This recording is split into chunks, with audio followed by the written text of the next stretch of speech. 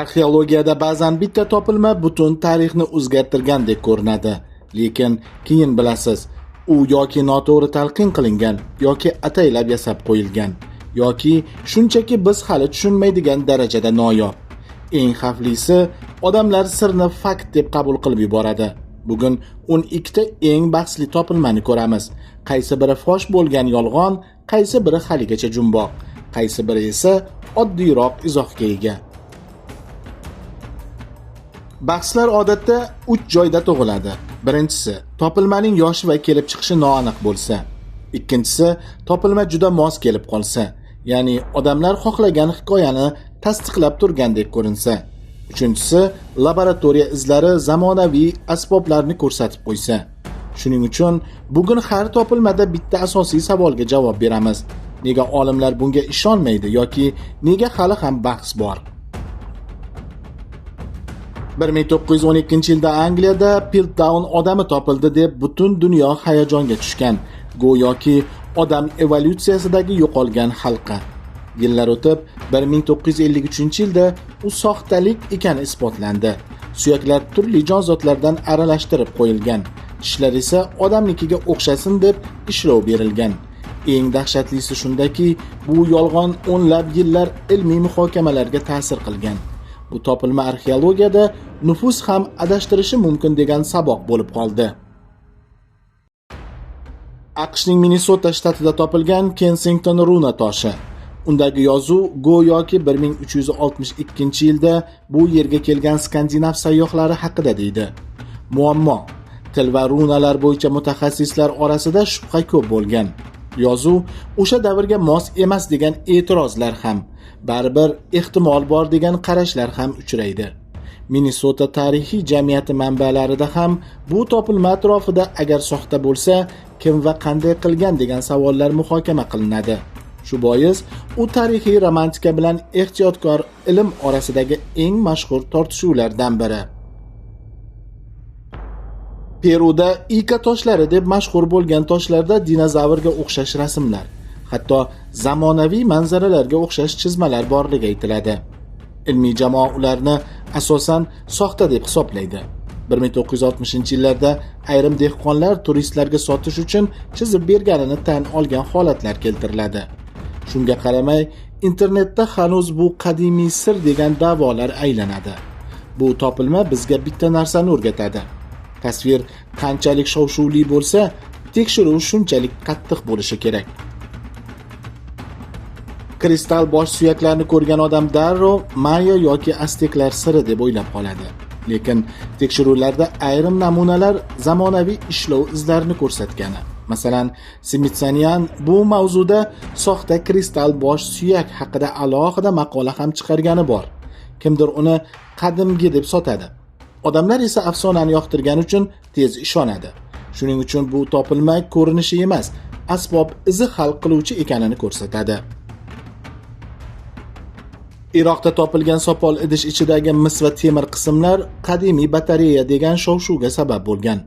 Haqiqat shuki, manbalarda bu talqin arxeologlar tomonidan keng qabul qilinmagani. Elektr qoplash uchun ishonchli dalillar yo'qligi aytiladi. Ya'ni bu buyum bo'lishi mumkin, lekin batareya bo'lgani aniq emas. Eng qiziq tomoni, odamlar ko'pincha zamonaviy narsani qadimgida ko'rishni yaxshi ko'radi. Ilm esa bunga ehtiyotkor qaraydi. Meksikada Acambaro yaqinida topilgan minglab sopol haykalchalar orasida dinozavrga o'xshashlari ham borligi aytiladi. Shu sabab ayrimlar demak odam va dinozavr bir davrda yashagan degan xulosaga shoshadi. Lekin bahslarda ko'pincha asosiy nuqta topilmalarning qazib olinishi, konteksti va tekshiruvi ishonchlimi yo'qmi? Shu mavzuda ularni soxtaga yaqin deb ko'radigan tarixiy bahslar ham mavjud. Bu holat arxeologiyada topilma emas, topilgan sharoit ham dalil ekanini eslatadi. Krit orolida topilgan Phaistos diski. Ustiga belgilar muhr bilan bosilgandek tushirilgan noyob buyum. Eng katta muammo, bu yozuv boshqa hech qayerda deyarli uchramaydi. Shuning uchun uni o'qish juda qiyin. Ko'p olimlar uni haqiqiy deb qabul qiladi. lekin tarixda soxtami degan shubha ham bo'lgan. Hozir esa asosan haqiqiy ammo yechilmagan jumboq sifatida tilga olinadi. Bu topilma shuni ko'rsatadi. Ba'zan bahs soxtalikda emas, ma'nosida bo'ladi. Misrda topilgan Sakkara qushi degan yog'och buyum bor. Ba'zilar uni qadimgi samolyot deb ko'rsatishga urinadi. Lekin manbalarda u asosan qush modeli ekani, vazifasi noma'lum bo'lsa-da, uchishga mos emasligi qayd etiladi. Bu yerda bahs misrliklar uchganmi degan shov-shuvdan ko'ra oddiyroq. Buyumning asl maqsadi diniy ramzmi, bezakmi yoki o'yinchoqmi? Ba'zan afsona buyumdan kattaroq bo'lib ketadi. Yunonistonda dengiz tubidan topilgan Antikythera mexanizmi ko'pincha qadimgi analog kompyuter deb ataladi. U osmon jismlarining holatini va tutilishlarini hisoblashga xizmat qilgani aytiladi. Lekin ayrim detallar, qaysi taqvim, qaysi hisob tizimi ishlatilgani hamon muhokamada. Eng hayratlanarli tomoni, uning murakkab tishli g'ildiraklari tarix haqidagi qadimgilar oddiy bo'lgan degan tasavvurni sindiradi. Bu yerda bahs haqiqiymi emas, qanchalik aniq va qanday ishlagan degan bahs. Rim davridan qolgan 12 qirrali metal buyum Rim dodekaedri topiladi. Lekin hech qayerda bu nima degan yozuv yo'q. 100 dan oshiq nusxasi topilgani aytiladi, ammo maqsadi hanuz noma'lum. Marosimmi, asbobmi, o'lchovmi, hech biri to'liq isbotlanmagan. Guardian ham bu buyumni arxeologiyaning davomli jumboqlaridan biri deb tilga oladi. Demak, ba'zan eng bahsli topilma eng oddiy ko'rinadigan, lekin izohsiz qolgan buyum bo'ladi. Voynich qo'lyozmasi arxeologik qazilmadan topilmagan bo'lsa ham, tarixiy topilma sifatida eng bahslilardan. U noma'lum yozuvda bitilgan. Ichida g'alati o'simlik rasmlari bor va pergamenti radiokarbon tahlil bo'yicha 15-asr boshlariga to'g'ri kelishi aytiladi. Bahs shunda: bu haqiqiy ilmiy matnmi, shifrlanganmi yoki juda murakkab hazilmi? Eng qiziq tomoni, qo'lyozma qadimiy bo'lishi mumkin, lekin mazmuni hanuz yopiq. Calaveras bosh suyagi 19-asrda Kaliforniyada juda qadimiy odam dalili deb shov-shuv bo'lgan, lekin keyin uning topilgan joyi va hujjatlari ishonchsiz ekani sabab ko'plab olimlar uni bahsli, hatto aldov bo'lishi mumkin deb ko'rgan. Bu hodisa bitta haqiqatni ko'rsatadi.